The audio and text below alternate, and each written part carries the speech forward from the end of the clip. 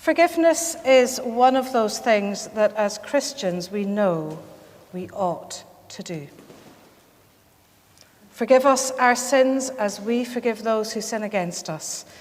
We're going to say these words together shortly. We will acknowledge that we need both to forgive and to be forgiven. Now, I wish I could tell you just how forgiveness works.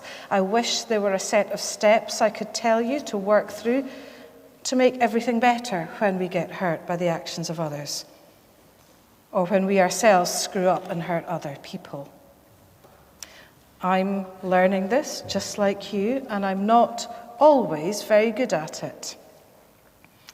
What I can offer you this morning are some of the things I've learned about forgiveness, and I hope that they might be helpful for you. And I want to start by saying a few things that forgiveness is not. Forgiveness is not saying that nothing is wrong or that nothing bad has happened. It's precisely because something bad has happened that forgiveness is needed. Just like the supermarket trolley with a wonky wheel, all of us have that tendency within us that from time to time leads us off in the wrong direction. We mess up and people get hurt. Sometimes, if we're honest, we mean to hurt them. Perhaps more often we are thoughtless or careless, and so do it by accident. And so relationships get bruised and broken. And that's why we need to forgive and to be forgiven. Forgiveness is not saying that nothing is wrong, and forgiveness is not saying that everything is fine now. Forgiveness is not a quick fix to sort what has gone wrong. It is one step on the journey. When we sin, when others sin against us, there are consequences. Sometimes big and life-changing consequences.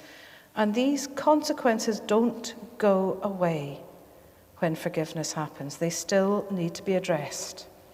Psychologists would call these restorative steps, things that need to happen in order to rebuild trust or to establish safe boundaries to avoid harm in the future. And forgiveness can be one of these restorative steps. Sometimes it marks the end, bringing the relationship back into harmony, although often it's not, and there are further restorative steps needed on a journey to a renewed relationship. So what then is forgiveness? The Greek word for forgiveness that Jesus uses in our gospel reading today, aphiemi, literally means to let go. When we forgive, we are letting go of the hurt and the anger and the frustration and the sadness that is caused by the thing that we need to forgive, letting go of its hold over us. Sometimes we can let go all at once, and sometimes we let go bit by bit. And then sometimes we find it hard to let go at all. I spoke a few weeks ago about the spiritual practice of composting, which some of you might remember. And this is a large part of forgiveness for me. When I'm hurt, I can hold on tight to my feelings. I can get caught up in telling and retelling what has happened to myself or to others if they'll listen. And it was in a conversation where I was doing this, a conversation about forgiveness, that my friend gave me the picture of the compost heap.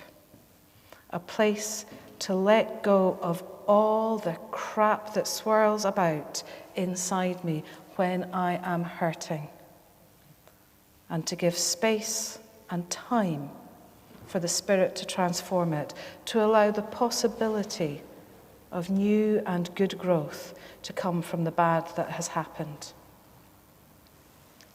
To forgive is to let go and not to let the harm caused to keep a hold on us. And in this way, forgiveness can be for our own benefit. And there's another Greek word which is used sometimes in the New Testament and translated as forgiveness, and the word is charizomai. It has the same root as the Greek word charis, which means grace. So to forgive is to be gracious. It's to give someone a gift that they haven't earned. And in this way, forgiveness is for the benefit of the one who has hurt us. God calls us not just to let go of the feelings, but also to show grace to the person who has done us wrong. If we do this, we are following the model of God, the one who shows grace to each one of us in forgiving us, a gift which we cannot earn. Forgiveness can be hard work, and it can be even more so if the person who has hurt us does not apologize or doesn't seem to take any responsibility for their actions. Perhaps they don't realize what they've done, or they don't think that there was anything wrong with what they did. And perhaps they do know what they've done, and they're too embarrassed or ashamed to admit it and apologize. It can help to say out loud what you wish that they would say to you, in prayer to God or in confidence to a trusted friend. This can help as well if the person you are trying to forgive is dead or is no longer part of your life. Giving words to the apology you wish you had received can help in that journey of letting go of your feelings. And God will hear, and God will hold you through this. What then if you can't or won't forgive someone? These are two different things, I think. In the parable that we just heard, Jesus talks about someone who chooses not to show the same grace to his debtor that his Lord showed to him. I don't think Jesus is saying that such a person can lose their forgiveness completely from God, but rather that in refusing to show grace to others, they are resisting God's grace and will live in the consequence of that. If you can't forgive, if you are struggling with forgiveness, that is something else. God is greater than our hearts, and God knows all things. God knows our desire to forgive, even when we can't. Or at least that we want to forgive, even when we struggle with it. And God's grace will work slowly but surely on our hearts to help us learn to let go and to find the grace that we need. As we're thinking about forgiveness, I want also to say something about institutional sin and forgiveness, because harm can be caused by organizations.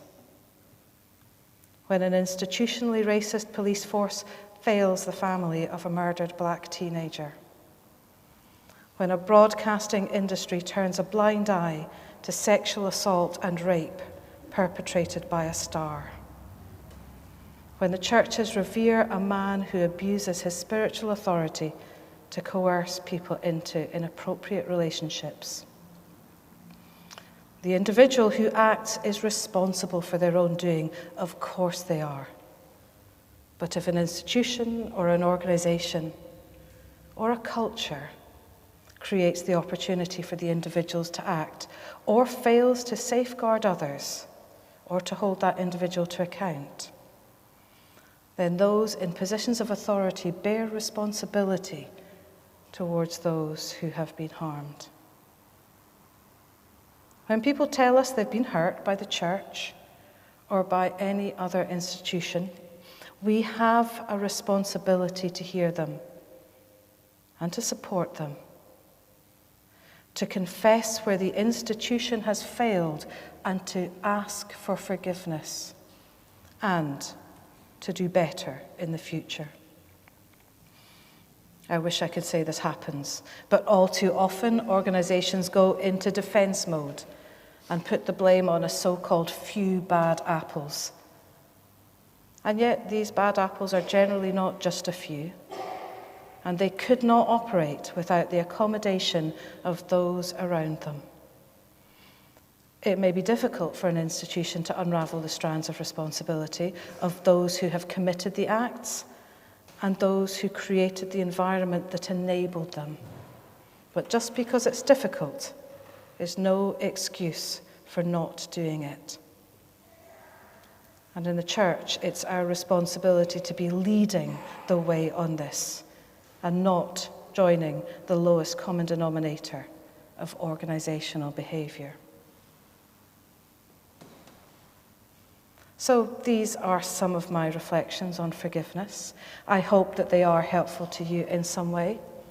But perhaps the most important thing to know about forgiveness is that you are forgiven. Every Sunday we begin our service by confessing to God and to one another that we have sinned. Every Sunday we hear the words of the priest assuring us that we are forgiven. And so let us live in the light of this forgiveness, forgiving others, letting go of our hurts, and showing grace to one another, just as God has done for us.